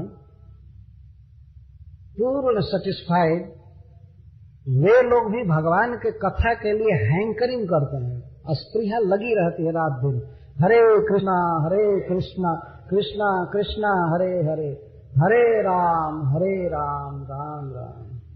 तो और कुछ नहीं चाहिए लेकिन भगवान का नाम, भगवान की कथा, भगवान की भक्ति में रात दिन लगे रहते। उपगीय माना। इसके द्वारा यह सिद्ध हुआ कि श्री कृष्ण कथा परम फल होने के कारण परमानंदमय है। निवृत्त भोग महापुरुष, निवृत्त तृष्णा वाले महापुरुष और कुछ नहीं चाहते हैं, लेकिन वे परमानंद तो चाहते ही हैं, परम सुख चाहते हैं। तो देखते हैं कि श्री कृष्ण कथा से ही सबसे बड़ा सुख प्राप्त होता है। इसीलिए अन्य सबका तिरस्कार करके वे कृष्ण कथा में रमे रहते हैं। प्रायेण मुनयो राजन निवृत्ता विधिशोधतः निर्गुण अवस्था रमन्ते स्म गुणानुकथने हरे। प्राय ऋषियों को देखा गया है, श्रील सुखदेव गोस्वामी स्वयं कह रहे हैं कि विधि और निषेध से अतीत होते हैं, निर्गुण स्थान प्लेटफार्म पर होते हैं, वे सदा श्री कृष्ण कथा में रमे रहते हैं, रमनते इसमें रमते हैं, वही उनका आनंद है। कथयम तस्य माम नित्यम तुष्यन्ति च रमन्ति च। भगवान अपने श्रीमुख से कहते हैं कि हमारे भक्त इसी में रमते रहते हैं, मेरे विषय में कहते रहते हैं। और कथयंतः का अर्थ मेरी विशेषताओं का वर्णन करते हैं, मेरे सौंदर्य का, मेरी करुणा का, मेरे सृष्टि कौशल का, मेरे भक्त वात्सल्य का, मेरी वीरता का, केवल बखान करते रहते हैं हमेशा। यही उनका आनंद। और संसार के अन्य बात या अन्य वस्तु में वे नहीं रमते हैं, मेरी कथा में रमे रहते हैं। यही उनका आनंद है, यही उनका रमण है। तुष्यन्ति च रमन्ति च, यही उनका तोष है, यही उनका रमण है, इसी में आनंद लेते हैं। यह है कृष्ण कथा की विशेषता। तो इसके द्वारा यह कहा गया, महाराज परीक्षित यह कहना चाहते हैं कि श्री कृष्ण कथा ही जीवन का परम पुरुषार्थ है। कैसे? सदाचार से पता चलता है, सताम आचार से। जो अब तक के महापुरुषों ने किया है, बड़े बड़े लोगों ने किया है, उन्होंने अपने आचरण द्वारा सिखाया है कि कृष्ण कथा ही जीवन का परम पुरुषार्थ है। इसीलिए तो कृष्ण कथा में रमे रहते हैं और अन्य सबका तिरस्कार कर देते हैं। उनका आचरण बता रहा है कि कृष्ण कथा सबसे बहुमूल्य वस्तु है, इसकी कोई कीमत नहीं है, वास्तव में अद्भुत वस्तु है। तो इसीलिए लगे रहते हैं। अच्छा, दूसरे श्रेणी के मनुष्य हैं कुछ ऐसे जो मुमुक्षु होते हैं। ये तो मुक्त की बात की गई, भक्तों की बात। और मुमुक्षु का अर्थ है वे भक्त जो संसार में राग, लोभ, क्रोध आदि से मुक्त होना चाहते हैं। वे चाहते हैं कि श्री कृष्ण में हमारी मति, उनकी मति लगे, लेकिन लग नहीं पाती है। भूख बाधित करती है, प्यास बाधित करती है, शोक, मोह, ममता लगी रहती है। और निष्पक्ष भाव से विचार किया जाए तो हम भक्तों में 100% मुमुक्षु है। 100% है तो कम से कम 95% मुमुक्षु है। कुछ तो हो सकता है वो भुक्षु भी हो, लेकिन मुक्त तो मिलना बहुत कठिन। जैसा ऊपर कहा गया, निवृत्त तरस मिलना तो बहुत कठिन है। सत्य बोला जाए तब ये बात कही जाए। मुमुक्षु हैं, बहुत चाहते हैं, प्रश्न भी करते हैं कि हम कैसे मुक्त हो जाए। मुक्त होने का अर्थ कि हमारा मन पूरा पूरा भगवान में लग जाए, हमारा मन कहीं और न जाए। ऐसे भक्तों को मुमुक्षु कहा गया। जो संसार रोग से, भव रोग से मुक्त होना चाहते हैं, उनके लिए कृष्ण कथा ही परम औषधि है। जैसे कोई व्यक्ति महारोग से सफर कर रहा है, व्याकुल है रोग से, और रोग ऐसे मान लीजिए बुखार भी चढ़ा है, ज्वर भी चढ़ा है, ज्वर भी चढ़ा है, पेट में भी खराबी है, आंख भी खराब है, शरीर का एक एक अंग खराब है, सब प्रकार के रोग हैं। कोई व्यक्ति ऐसे औषधि की खोज करे कि एक औषधि ग्रहण करूं और सारे रोग चले जाएं।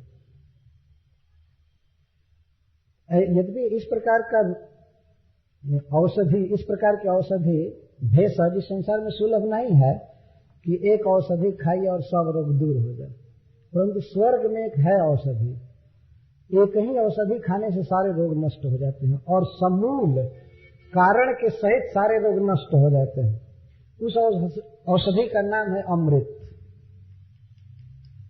वो देवताओं को केवल मिलता है, यहाँ के मनुष्यों को तो उस पर विश्वास तक नहीं होता है। मिलने की बात करते हैं, वो तो यहाँ चाय पी लेते हैं, जानते हैं कि यही हमारा सबसे बड़ा अमृत है। बस चाय चाय हाय हाय करते रहते, चाय दो चाय।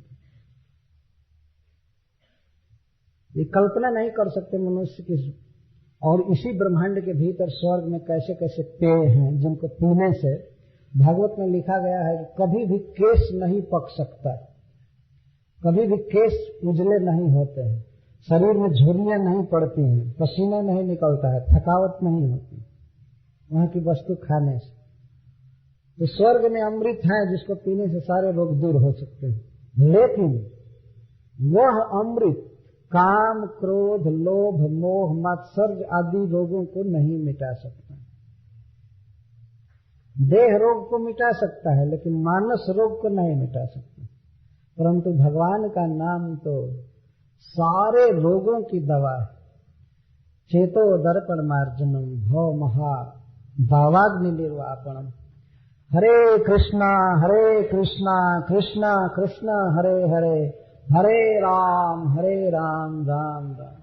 ये भवौषध है, ये संसार महारोग की दवा है। यदि भगवान में मन पूरा नहीं रम रहा है और रमाने की इच्छा है, जो व्यक्ति चाहता है कि उसकी जिह्वा भगवान में लगी रहे, कान लगा रहे, मन रमा रहे श्री कृष्ण के सौंदर्य आदि में, उसे चाहिए कि वह कृष्ण कथा रूपी औषधि का सेवन करे। कृष्ण कथा सुनने से और बोलने से ये मन का रोग तत्काल दूर हो जाता है। महाराज परीक्षित का ये अनुभव है, वे अपना अनुभव बता रहे हैं।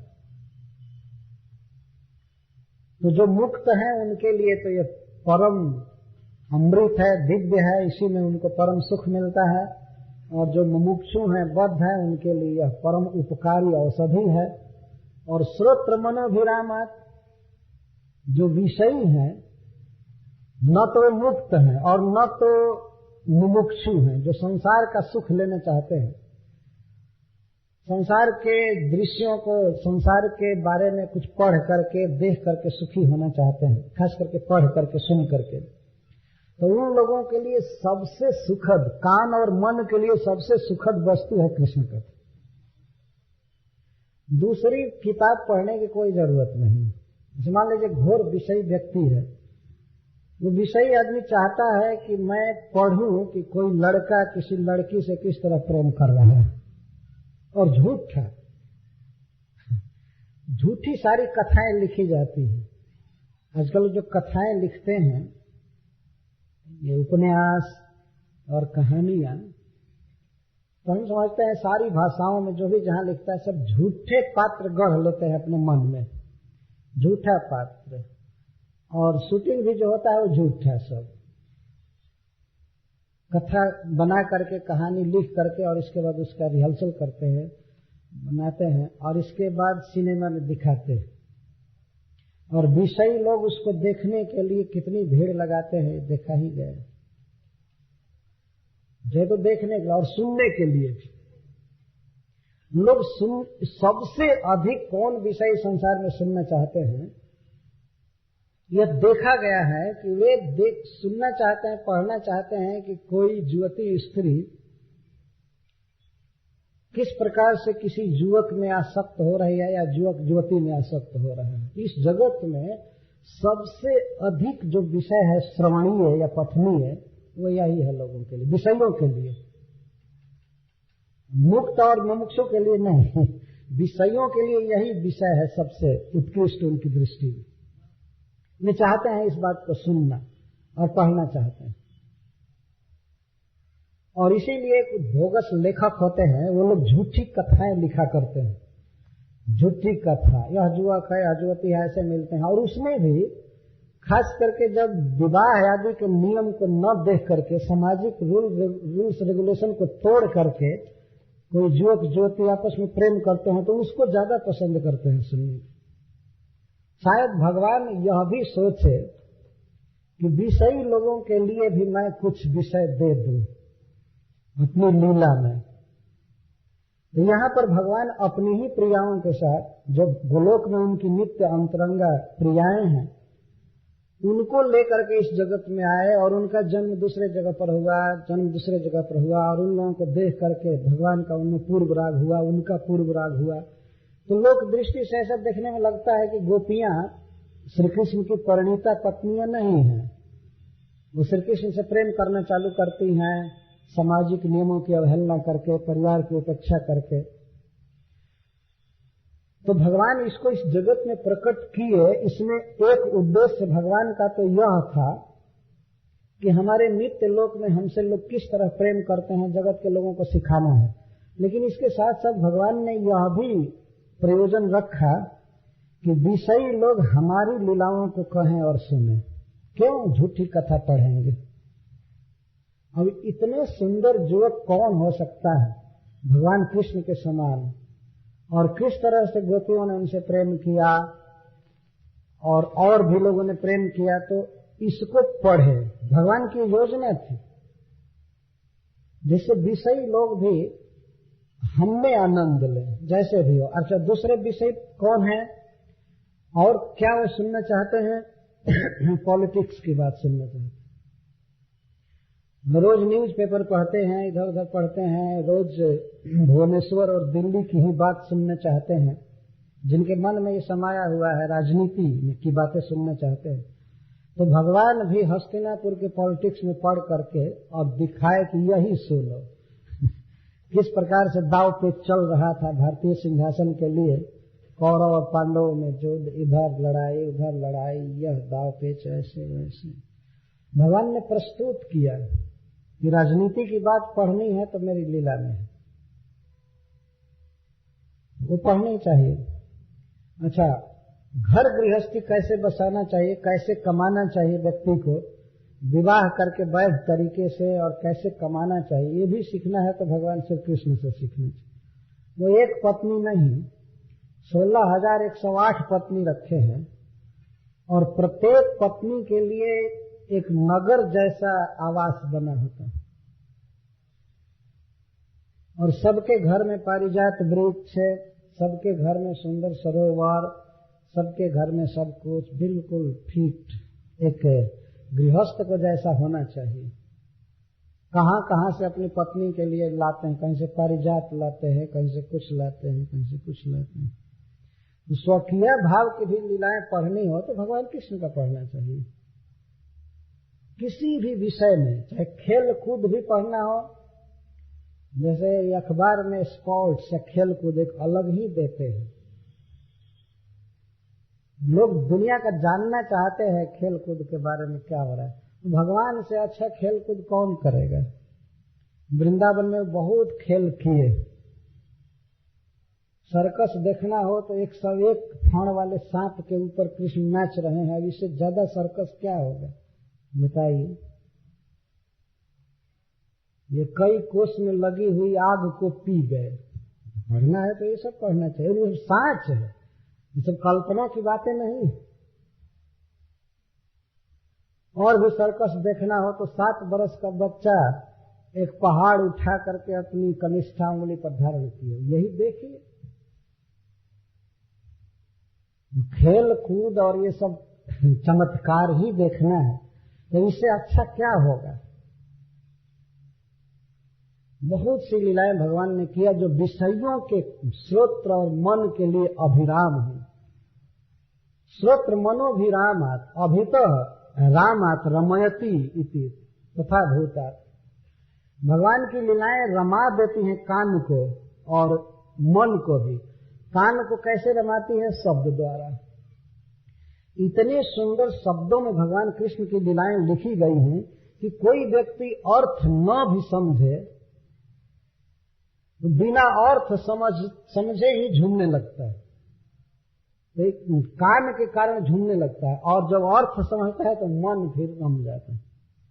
ऐसा हम लोगों ने सुना है और फोटो में भी देखा है कि जब श्रील प्रभुपाद जी अमेरिका में गए तो किसी पार्क में न्यूयॉर्क में कीर्तन करने लगे। कीर्तन करते थे तो कुछ हिप्पी, कुछ नवजुवक वहां कर देखते थे, ये कौन बेढंगा कपड़ा पहना हुआ कौन आदमी क्या गा रहा है। लेकिन प्रभुपाद जी के गान में इतना आनंद था, महामंत्र में इतना आनंद था, वो और थे भी नहीं समझ रहे थे कि कृष्ण राम का क्या अर्थ होगा, हरे का क्या अर्थ होगा। लेकिन इतना आनंद आता था कि वे लोग प्रभुपाद जी के साथ शराब पिए पिए झूमना चालू करते थे, झूमने लगते थे। अर्थ नहीं समझ रहे थे, लेकिन उनके कान के लिए बड़ा वो अच्छा लग रहा था। झूमते झूमते झूमते झूमते बाद में अर्थ समझने लगे, तब तो फिर और लोगों को झुमाना चालू कर दिया। नचाना चालू कर दिए, ऐसे ये प्रभाव पड़ता है। विषयी थे, विषयी के लिए कुछ सुंदर गाना चाहिए, सुंदर पद चाहिए। आप विश्वास कीजिए, आज तक संस्कृत के जितने भी महान कवि हुए हैं, जितने भी उत्कृष्ट कोटि के कवि किसी भी भाषा में, चाहे तेलुगु हो, चाहे उड़िया हो, चाहे बंगला हो, चाहे कोई, अगर सबसे सुंदर पदों की रचना की गई है तो भगवान कृष्ण की लीला के विषय में, किसी भी भाषा में, भारतीय भाषा, उतने सुंदर पद और किसी भी विषय में किसी भी दूसरे व्यक्ति के लिए नहीं रचे गए। और भगवान आए तो ये सारा उद्देश्य रख कर आए थे कि हमारी लीलाओं को लोग कहेंगे, सुनेंगे, चाहे विषयी हो, चाहे मुमुक्षु हो, और चाहे मुक्त हो। ये सबके लिए कृष्ण कथा एक समान लाभदायक है। एक संस्कृत के महान भक्त कवि हो गए हैं जिनका नाम है हरि, ये सूरी उपाधि दी गई थी उनको, इसलिए हरि सूरी जी कहते हैं। तो एक श्लोक में लिखते हैं, जाता सस्य न जत प्रियो भवति तत् स्यात्कामि लोक प्रियम। जाता सस्य, जात आसस्य, जातास, जिसकी आस, जिसकी तृष्णा अभिलाषा चली गई है उसको जातास कहते हैं। जात आस, गत आस। इस संसार में देखा गया है कि जो भक्त भगवान में रचे पचे रहते हैं तो उनको जो चीज प्रिय नहीं होता है, जो वस्तु उनको प्रिय नहीं होती है, क्या क्या प्रिय नहीं होती है उनको वस्तु, जैसे स्त्री या और भी विषय भोग उनको प्रिय नहीं होता है। जो विरक्त महान पुरुष होते हैं, भगवत भक्त उच्च कोटि के, उनको ये स्त्री आदि प्रिय नहीं होती। जाता सस्य न प्रिय जद भवति तत्स्यात् कामी लोक प्रियम। जो मुक्त महापुरुषों को अच्छी नहीं लगती हैं वस्तुएं, उनको प्रिय नहीं होती हैं, उन्हीं वस्तुओं से कामी लोग प्रेम करते हैं। कामी का अर्थ होता है जिसमें अंदर काम है, जो चाह है, इच्छा है, ये वस्तु चाहिए, वो वस्तु चाहिए। संसार में हम लोग देखते हैं तो जो मुक्त लोगों को पसंद है वो विषयों को पसंद नहीं है। और वस्तु सच न सौख्यशाली भवति तच्च प्रेष्ठं योगिनः। और जो वस्तु विषय को प्रिय नहीं होती है वो वस्तु योगियों को प्रिय होती है, भक्तों को प्रिय होती है। ये संसार में यही देखा जाता है। तो जो भक्त को पसंद है वो विषयों को पसंद नहीं है, और जो विषयों को पसंद है वो भक्त को पसंद नहीं है। परंतु सत्य एवं तदिहावतार चरिते प्रीति द्वयोर उत्कटा। लेकिन हरिश्वर जी कहते हैं कि भगवान श्री कृष्ण के चरित्र के विषय में ऐसा देखा गया है कि कृष्ण चरित्र चाहे विषयी हो या चाहे मुक्त हो, दोनों की एक समान प्रीति देखी गई कृष्ण की लीला में। सत्य ऐसी स्थिति है कि मुक्त को पसंद नहीं है, और जो मुक्त को जो पसंद है विषय को पसंद नहीं है, लेकिन कृष्ण कथा दोनों को पसंद है, देखा गया है। सत्यवम तदिहावतार चरिते प्रीति द्वयोर उत्कटा हेतु तत्र तथा चरित्र सरणी नारायणी के स्फुटन। कारण क्या है इसका?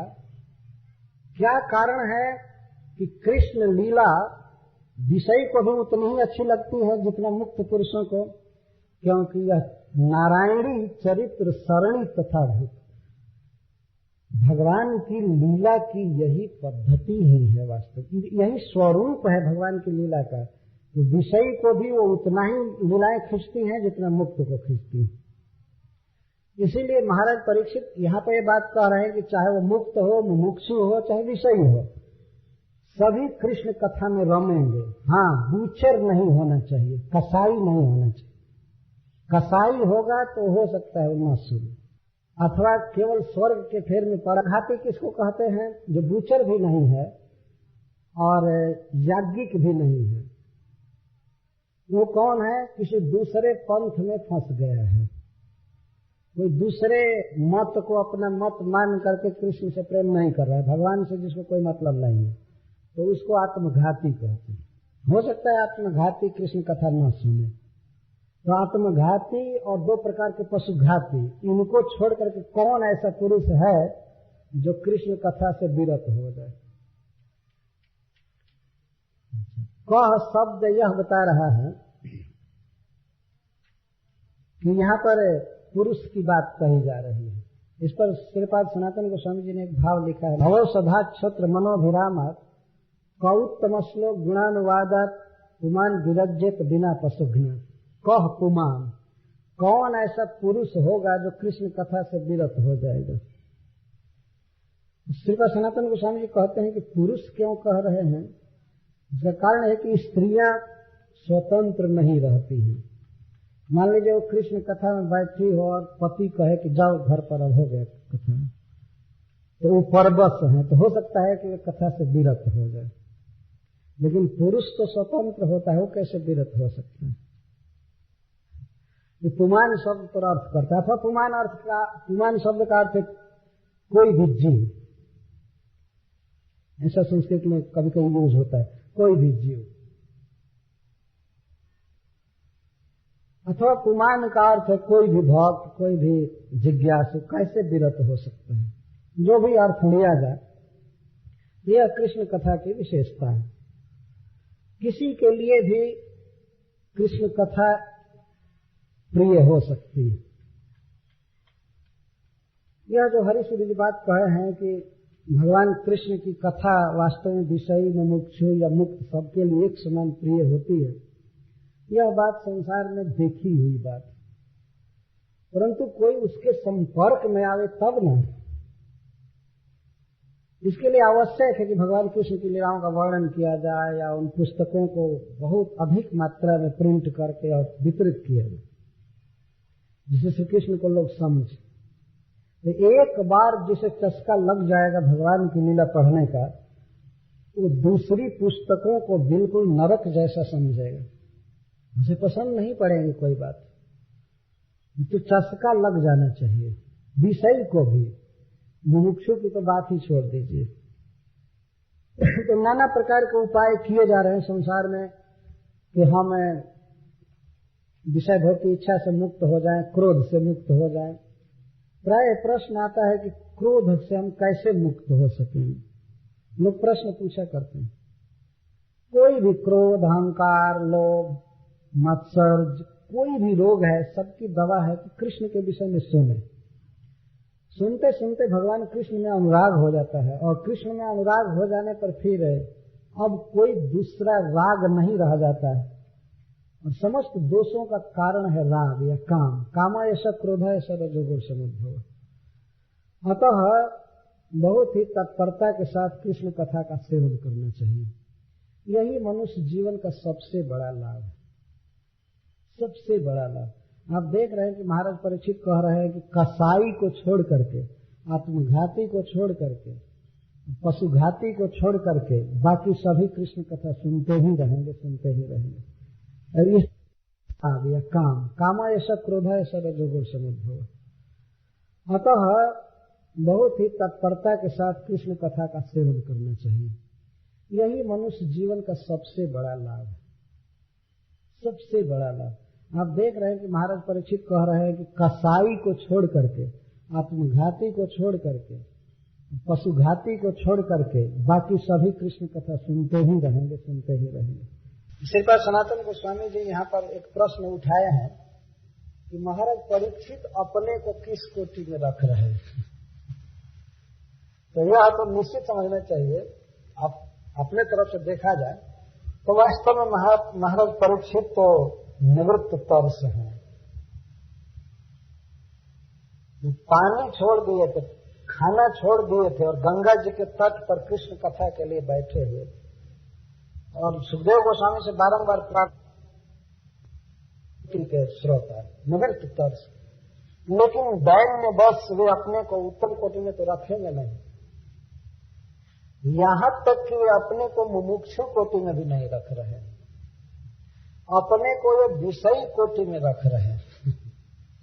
श्रीपाद सनातन गोस्वामी जी कहते हैं, ये कहते हैं हमको बहुत प्रिय लग रही है कृष्ण की कथा, बहुत प्रिय लग रही है, बहुत प्रिय लग रही है। वास्तव में महाराज परीक्षित तो मुक्त चूड़ामणि है, मुक्त पुरुषों में भी बहुत श्रेष्ठ है, लेकिन दैन्य बस अपने को बिल्कुल हीन कह रहे हैं।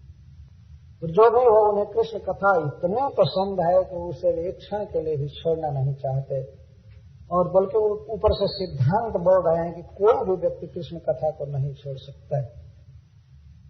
यह कह करके महाराज परीक्षित फिर ये कह रहे हैं कि श्री कृष्ण के साथ तो हमारा बिल्कुल पारिवारिक संबंध रहा है।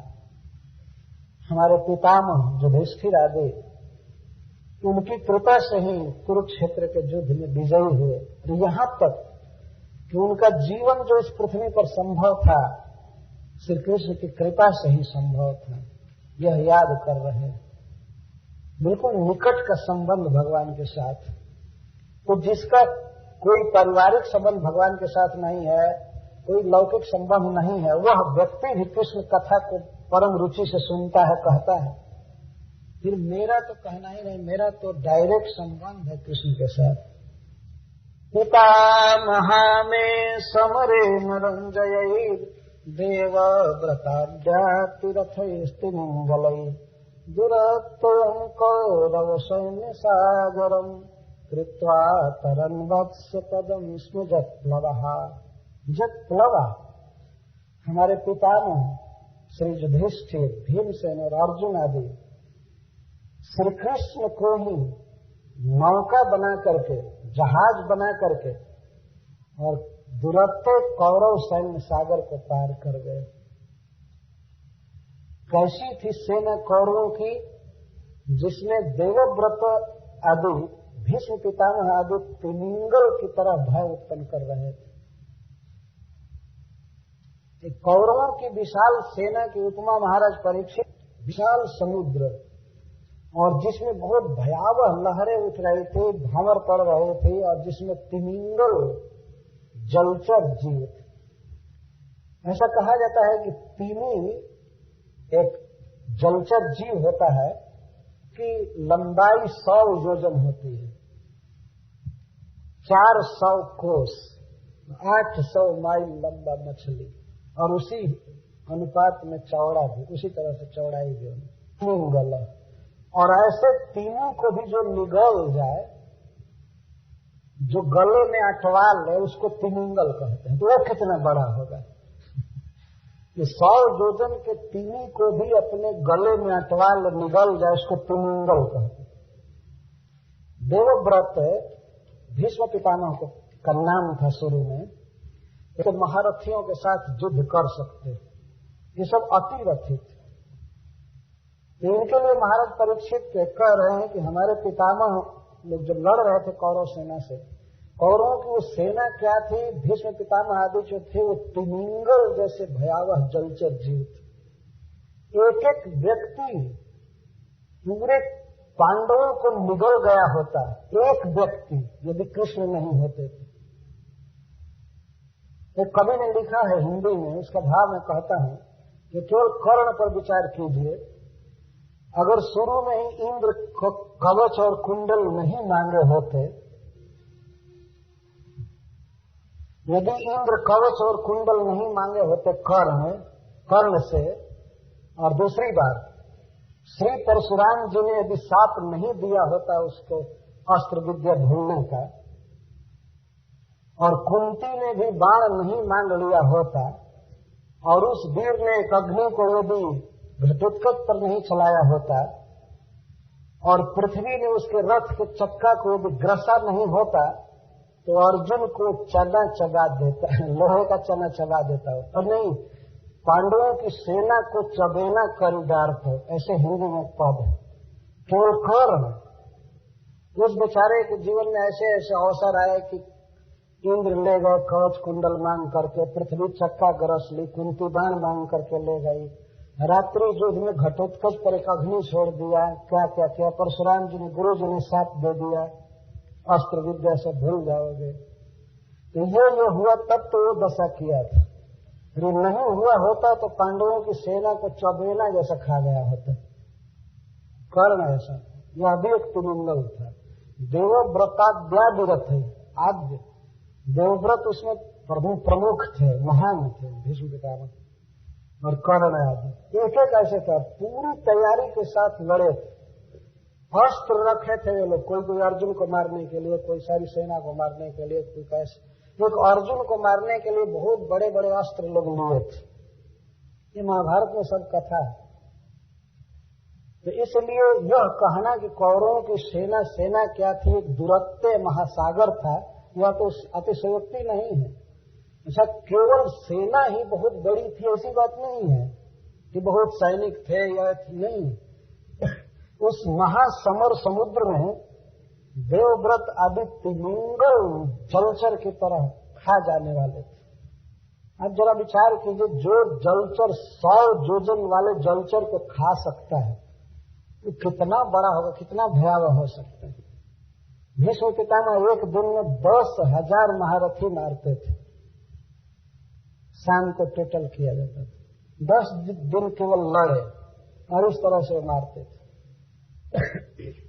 और उनका कोई कुछ नहीं कर सकता। अद्भुत महारथी थे। अपने पिता के सुख के लिए उन्होंने संसार सुख का त्याग किया था बचपन में।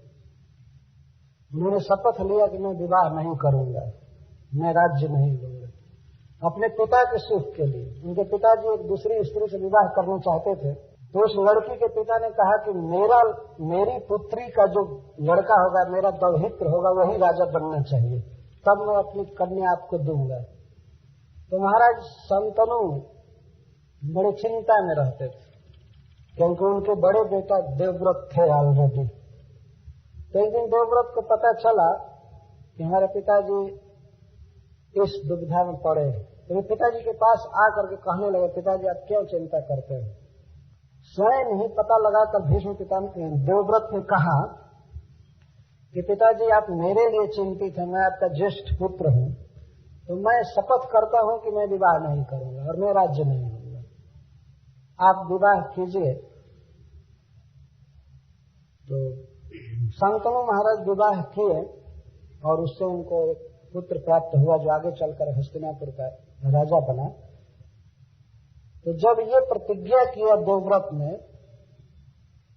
कि मैं विवाह नहीं करूंगा, राज्य नहीं लूंगा, तो इससे प्रसन्न होकर पिता शांतनु जी ने उनको वर दिया कि पुत्र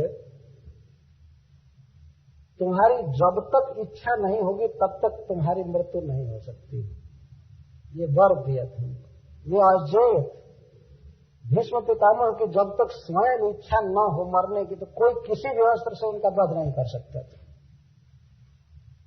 अंतिम बार उनकी मरने की इच्छा हो गई थी, इसीलिए अर्जुन उनको मारने में समर्थ हो सके, नहीं तो नहीं मारते।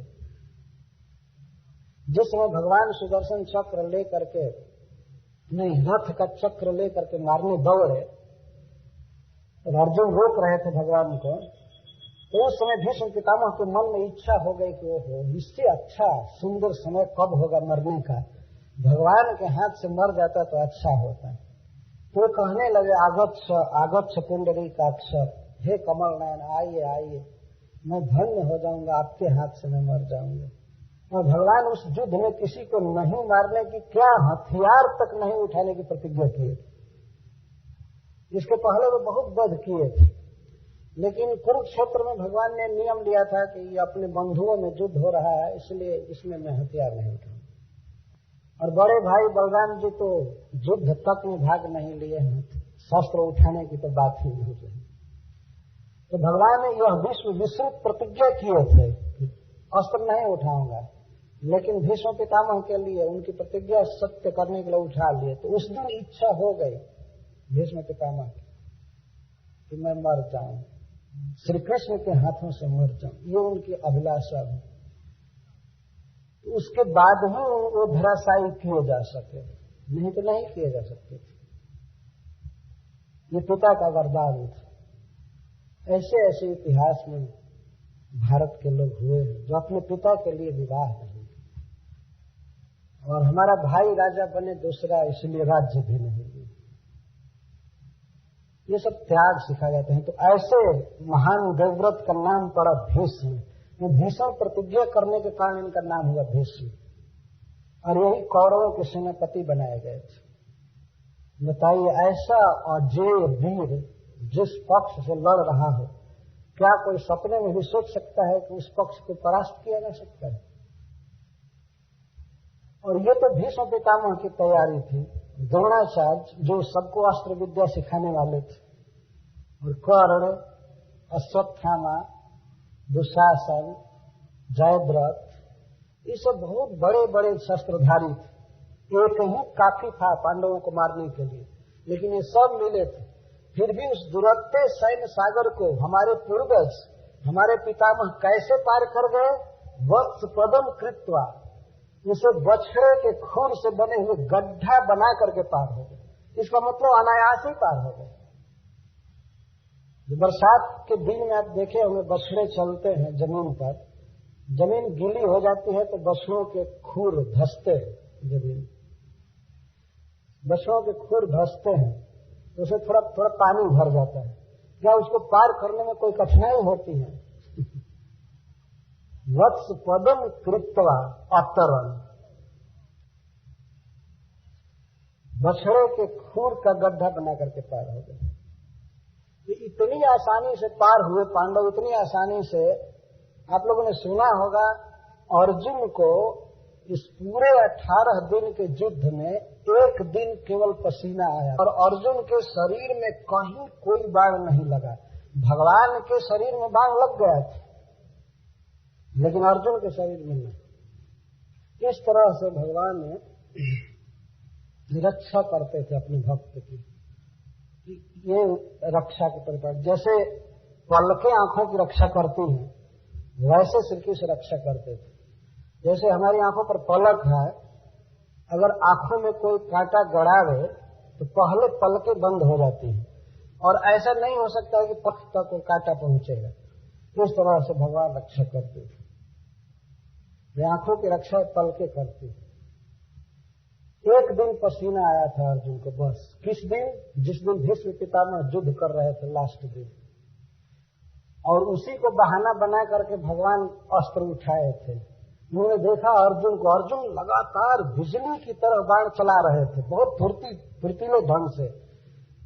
इतना बाण चला रहे थे जल्दी जल्दी कि अर्जुन को पसीना आ गया।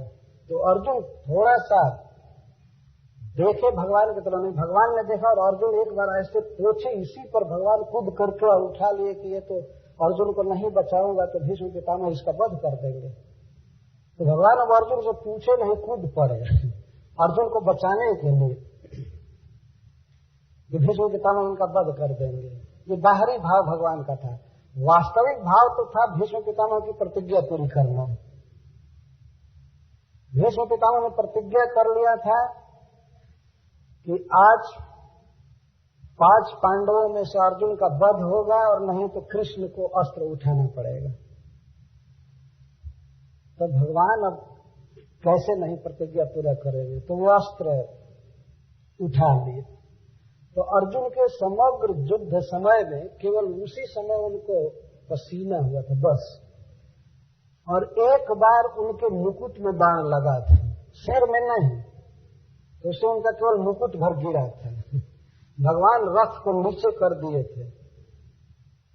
वो बाण मारा था, कर्ण बाण मारा था, बिल्कुल सहारा लेकर के चला, वो मस्तक पर मारा था बाण। लेकिन भगवान ने रथ पर इतने जोर से मारा कि घोड़े घुटने टेक दिए और रथ डाउन हो गया था। इसलिए वो बाण आकर के मुकुट में लगा और मुकुट गिर गया। इससे तो अर्जुन उस समय और सुंदर लग रहे थे, काले काले केस अनावरण दिखाई दे रहे थे। तो कोई क्षति नहीं हुई, कल मुकुट गिरा, और फिर भी वो युद्ध करते रहे। अर्जुन भगवान के विरह के समय याद कर रहे कि जैसे नृसिंह भगवान की कृपा से प्रहलाद जी पर असुरों के बाणों का कोई प्रहार नहीं काम किया, कुछ भी नहीं, प्रहलाद जी पर कोई खरोच भी नहीं आया, लाखों उपाय किए गए। उस तरह से भगवान की भुजाओं में मैं सुरक्षित था, रहता था। महाराज युधिष्ठिर से वे रो रो करके बातें कह रहे हैं। तो इस प्रकार से युधिष्ठिर की या भीम सिंह, नकुल, सहदेव, सबकी भगवान ने रक्षा की, पांचों भाइयों की। महाराज परीक्षित सुने होंगे इस कथा को, तो रात दिन कथाएं चलती रहती होंगी, और परिवार के साथ ही बीती घटना है। तो कह रहे हैं कि हमारे पूर्वजों से, हमारे पितामहों से श्री कृष्ण ने इतना स्नेह किया है, उसकी कोई तुलना नहीं है। तो ऐसे अपने परम इष्ट देव, अपने परम प्रिय श्री कृष्ण की ही कथा को मैं सुनना चाहता हूं और उसे आप विस्तार से सुनाइए। इसके बाद महाराज परीक्षित अब अपने विषय में भी कह रहे हैं कि हमारा जो ये शरीर है यह